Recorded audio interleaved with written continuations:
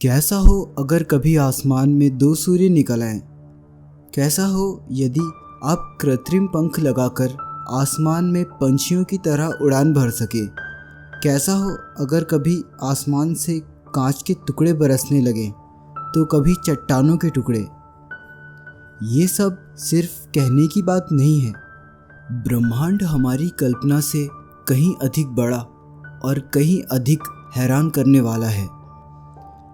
ऐसी अनेकों असंभव लगने वाली घटनाएं ब्रह्मांड में स्थित अन्य ग्रहों पर घटती हैं। आइए इस वीडियो में जानें ऐसे ही प्लैनेट्स के बारे में जिन पर कुछ आश्चर्यजनक घटनाएं होती हैं। सबसे पहले हम बात करेंगे ऐसे प्लैनेट की जिस पर दो सूर्य एक साथ निकलते हैं। इतना ही नहीं, ये प्लैनेट एक साथ इसके दोनों सूरजों के चक्कर लगाता है। कितना अजीब है।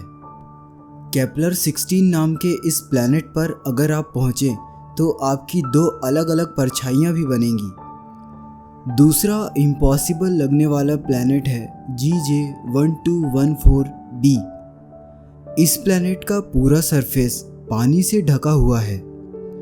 ये प्लैनेट पृथ्वी से कई गुना बड़ा है। वैसे तो हमारी पृथ्वी का 70% भाग पानी से ढका हुआ है, पर पानी हमारी पृथ्वी के मास का केवल 0.05% ही है।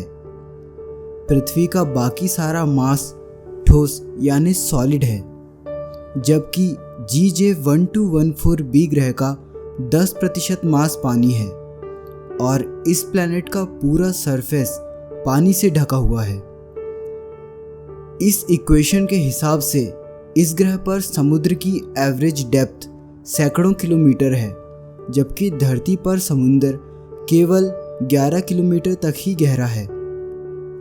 हमारे समुद्र में ऐसे ऐसे विशालकाय राक्षसीय जीव रहते हैं, तो सोचिए कि इससे 10 गुना गहरे समुद्र वाले इस प्लैनेट पर कैसे कैसे जीव रहते होंगे। इस प्लैनेट के बारे में एक और सोचने वाली बात यह है कि इतने गहरे समुद्र की गहराई में पानी का दबाव कितना ज़्यादा होगा।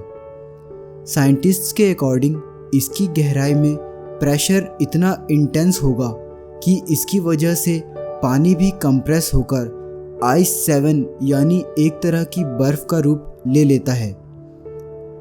ये बर्फ़ वैसी नहीं होगी जैसा आप धरती पर पाते हैं।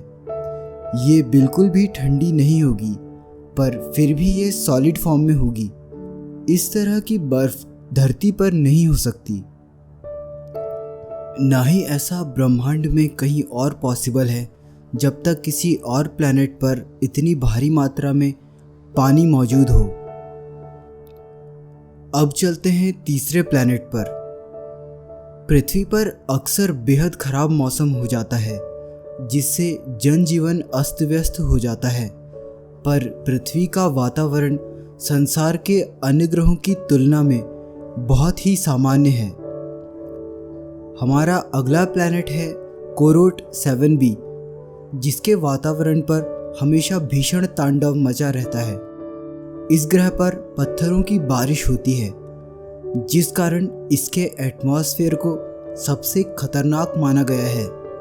कोरोट 7b पर ऐसा होता है क्योंकि इसके एक हिस्से का तापमान बेहद गर्म है, लगभग 2600 डिग्री सेल्सियस, जबकि दूसरे हिस्से का तापमान केवल 177 डिग्री सेल्सियस है, जो दूसरे साइड के कंपैरिजन में बहुत कम है। गर्म हिस्से का तापमान रॉक्स को पिघलाकर वेपर में बदल देता है और जैसे पृथ्वी पर वाटर वेपर कंडेंस होकर पानी के बादल बनाता है, कोरोट 7 पर रॉक वेपर्स कंडेंस होकर रॉक क्लाउड्स बनाते हैं।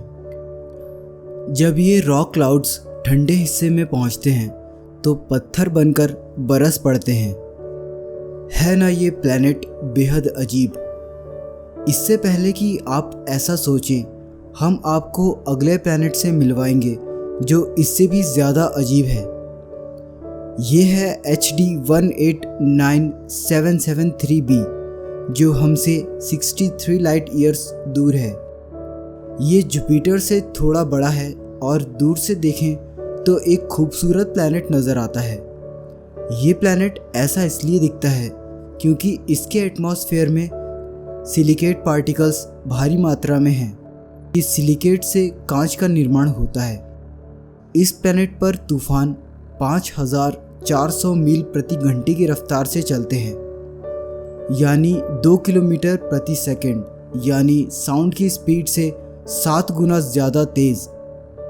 इसका तापमान 930 डिग्री सेल्सियस तक पहुंच जाता है।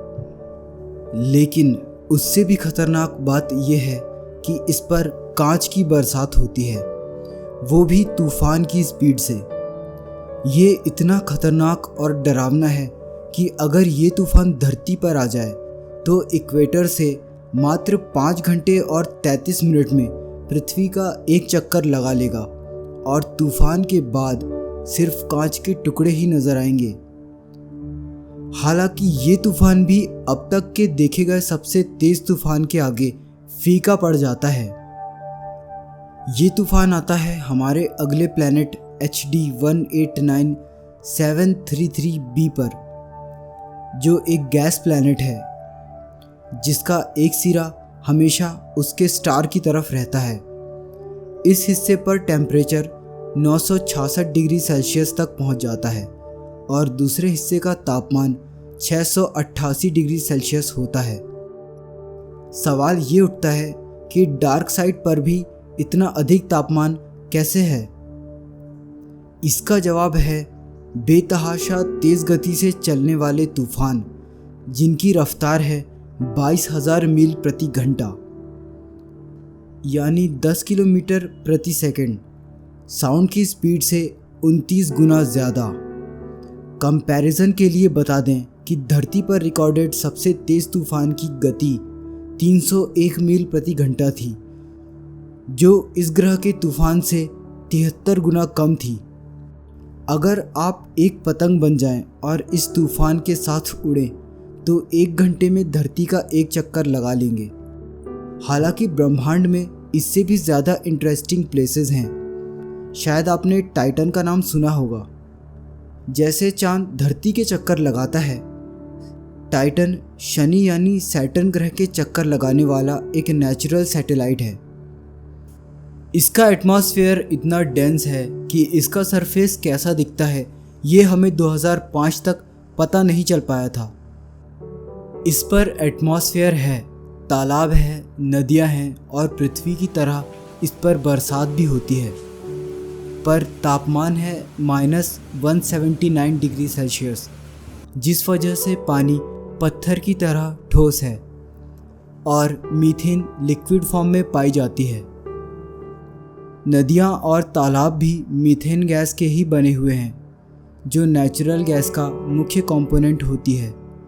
अभी तक इसका केवल 20% हिस्सा ही देखा गया है, पर इतने हिस्से में धरती से 100 गुना ज़्यादा ऑयल और नेचुरल गैस उपलब्ध है। इस पर इतनी अधिक नेचुरल गैस है कि उसकी बारिश होती है। फ्यूचर में स्पेस मिशंस के लिए इससे फ्यूल लिया जा सकता है, पर इससे ज़्यादा इंटरेस्टिंग बात यह है कि इसका एटमॉस्फेयर इतना घना और ग्रेविटी इतनी कमज़ोर है कि आप अगर विंग्स लगा लें तो इस ग्रह पर पक्षियों की तरह उड़ान भर सकते हैं और टाइटन के नदी और तालाबों के नज़ारों का लुत्फ़ उठा सकते हैं, जो कि धरती पर करना बिल्कुल भी पॉसिबल नहीं है।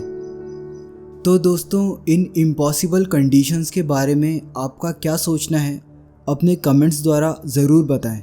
साथ ही ऐसे और इंटरेस्टिंग वीडियोस लगातार पाते रहने के लिए सब्सक्राइब बटन पर क्लिक करना ना भूलें। जल्द ही मिलेंगे अगले वीडियो में।